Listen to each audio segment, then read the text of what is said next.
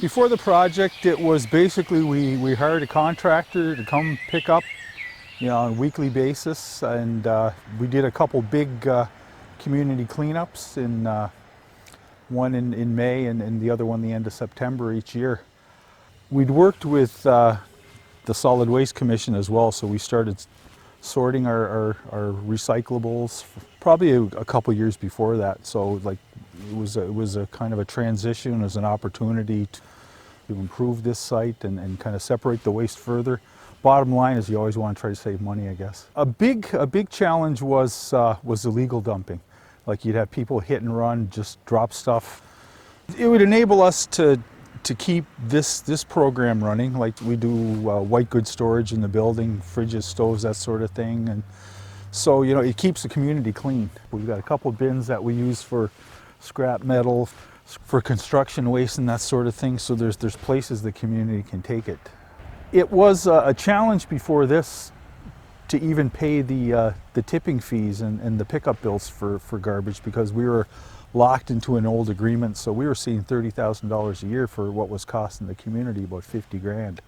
We couldn't afford to hire anyone to look after the place. So now we have a full-time employee. We have a little bit of budget for just for advertising, for getting the word out to when the big pickups are and that sort of thing. And of course it has to pay for these pickups and the regular weekly community pickup. So if that budget goes, we'd be in a rough patch for sure. So, and you hate to see it after this investment for it to discontinue.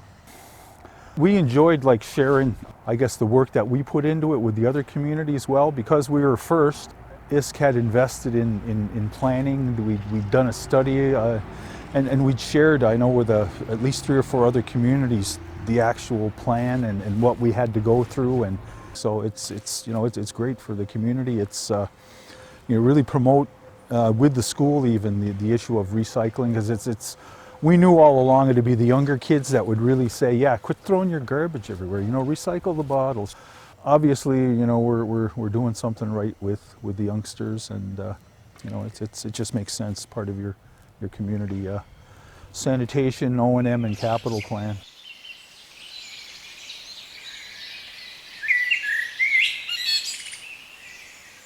We received funding for a new truck, and we got a Ford F550, and it has a multi-lift system. Well, we just got waste receptacles. We did get a few residents new garbage boxes as well, so that made quite a difference with waste being in the roads and in people's yards and stuff. It would be good to get receptacles for each public building. It'd be nice to have a receptacle for our baseball field. It'd be good to just kind of keep our community clean. So this is a makeshift receptacle. We're gonna make these crayons for the daycare, the youth center, and the elementary school. So basically, we're gonna have the top, it's gonna have a hole here, and then this is gonna open here, and there's gonna be a liner. And they're going to be for waste and recyclables. And they're gonna be made out of steel, but we're pretty excited. They're actually in the final stages of being done. So it was a long process, but it was worth it, and it's exciting. Kwe, Neen Deluisi, Ryan Knockwood. I'm the Solid Waste Management Coordinator with the Mi'kmaq Confederacy of Prince Edward Island. We deliver programs and services to the 2 First Nations in Prince Edward Island, Abogwet First Nation and Lennox Island First Nation. Abogwet First Nation and Lennox Island First Nation manage their solid waste with different approaches. Abogwet First Nation contracts out Island Waste Watch Management Corporation to take care of their curbside program, which is waste, compost, and recycling. Lennox Island First Nation operates a curbside program, and they contract this service out to a community member. Both communities have had success with this program and their approach. Another issue prior to funding would be just the education around what's required for the curbside program. For example, what items go in recycling, what items go in waste, what items should be composted. This would save the community a lot of money in renting additional bins to store this garbage and transport it to different dumps. In 2019, the Mi'kmaq Confederacy has received funding to hire a dedicated solid waste management coordinator, and also a key piece to this year's funding was hiring an engineering firm, GHD Limited, to conduct detailed solid waste management engineering plans. In addition to coordinating the activities between GHD Limited and the communities, the Solid Waste Management Coordinator was also in charge of delivering workshops and information sessions around the curbside program for both First Nation communities. Beyond that, a lot of this education will be taking place with school-aged children, so our youth. We're looking at ages 6 to 18. The first year in 2019, we were successful in delivering vermiculture workshops to the youth in both communities. On top of the vermiculture, we also delivered workshops on sorting waste appropriately. The Mi'kmaq Confederacy has also been instrumental in bringing the region together in an annual solid waste management forum. This forum is used to help brainstorm, bring ideas together, generate new ideas, basically just to hear what's going on in the region. Another benefit of further funding would be to assist both of the First Nations with their curbside program. Currently, they are spending a large amount of money out of their own pockets to ensure the curbside program is run efficiently. Another benefit of further funding would be that we would be able to continue the education that we began with the youth in 2019. Another benefit of further funding is we can build on the community cleanup program that we began in 2020. The program has purchased a large trailer, personal protective equipment, and other equipment to help community cleanups take place. The intent of this trailer and this program is to pick up larger waste items that are scattered around both First Nations. This program is going to be very successful, and it will be the foundation of any work taking place within the communities through people hired by MCPEI under the Solid Waste Management Program. Another benefit of further funding, and one we are quite excited about, would be the launch of our new logo and program name. The new name from the program is Igaluk, we are protecting.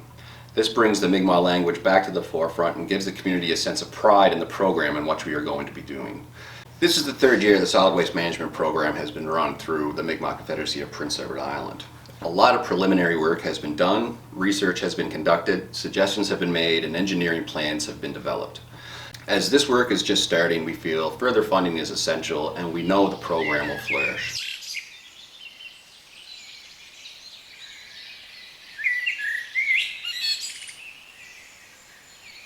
When I started work 5 years ago, I didn't have anything to work with. I didn't even know how to sort out waste. But we had the cleanup crew. So the cleanup crew was once every summer. People throwing out appliances and stuff like that, electronics. And before that, everything was going in a dumpster, all in one dumpster. It was just considered garbage. So when I started separating this stuff. So we were set up behind the health center, and that's where we had 3 dumpsters. So one dumpster was for garbage, one dumpster was for recyclables, and one was for electronics or whatever. So if our dumpsters got too full, because people were throwing out a lot of stuff. Now I'm looking at other projects that I've been looking at for the last 5 years, and what Pakenke community members can benefit from. Garbage boxes for the rollout carts. I still would like to have our own building. Waste management here has come a long way, and I see a difference. And another thing is, I noticed that we don't go through as much dumpsters as we did when I first started. Education, like people know what they're doing now and stuff like that.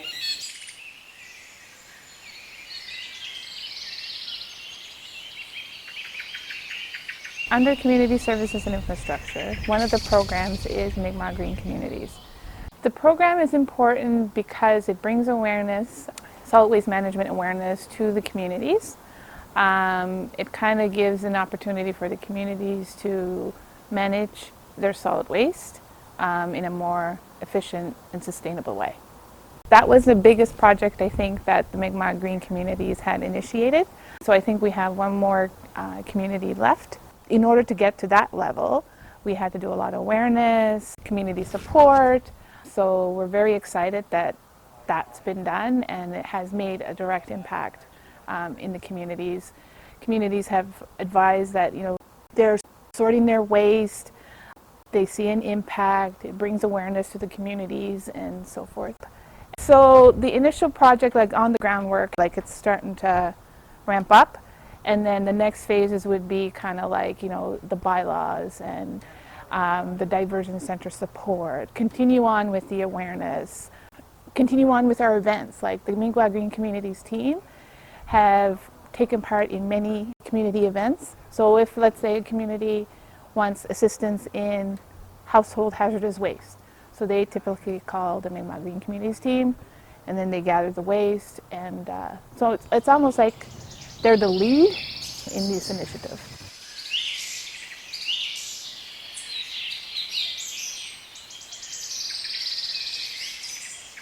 Everything was black bagged, nothing was really recycled or separated, so I'm in the process of setting up bins and promoting recycling with just different initiatives or different incentives for people to do that. We're starting with our community cleanup, and hopefully from then on it'll be a little bit easier.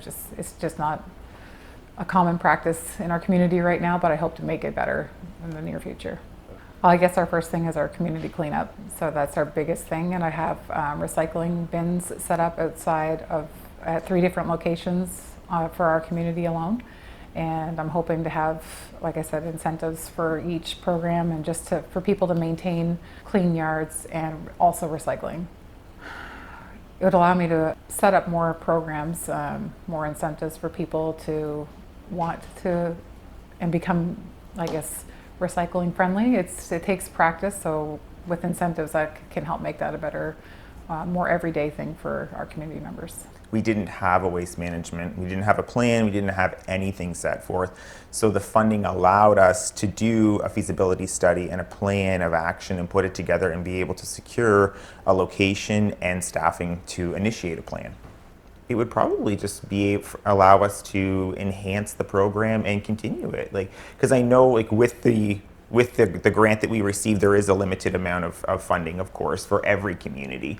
But in order for us to move forward with maybe a capital expenditures, a vehicle expenditures, different things like that, so that would be the only thing that I could think of. I think having our Head Start program and our Head Start youth become excited for a recycle program, because that's the first program that we're going to launch is in that building. So to have our youth excited and on fire for a recycling program, that to me is a success story already.